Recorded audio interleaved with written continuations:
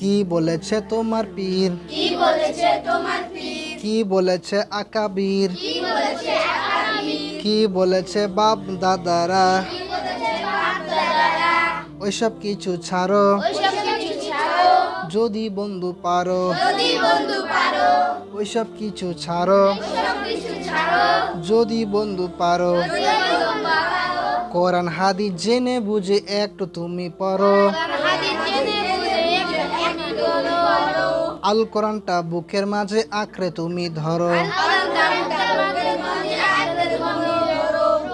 তোমার নেতা তোমার শাহেক আসল দলিল না,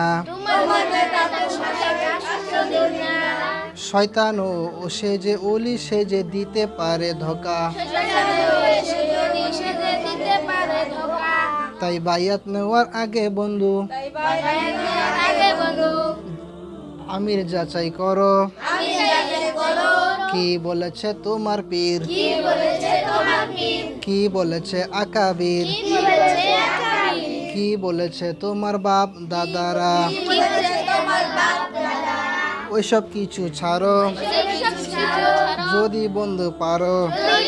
সত্য এসে যাওয়ার পরে মিথ্যা হয় বিলুপ্তি, জেনে শুনে তবু তুমি করো ছল চাচুরি। কেন দলকানার মতো বন্ধু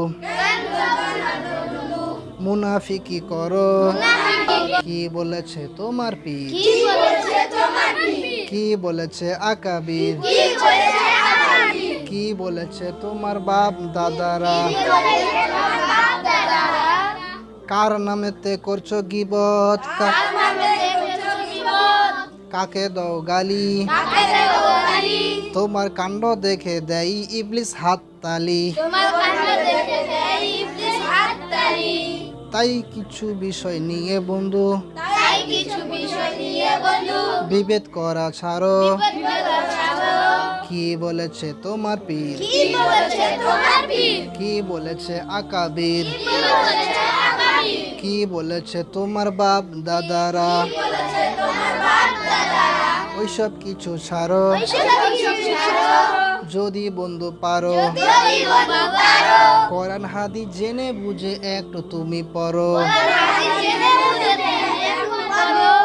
আল কোরআনটা বুকের মাঝে আঁকড়ে তুমি ধরো। কি বলেছে তোমার পীর, কি বলেছে আকাবির, কি বলেছে তোমার বাপ দাদারা, ওইসব কিছু ছাড়ো যদি বন্ধু পারো। ওইসব কিছু ছাড়ো যদি বন্ধু পারো। কোরআন হাদিস জেনে বুঝে একটু তুমি পড়ো।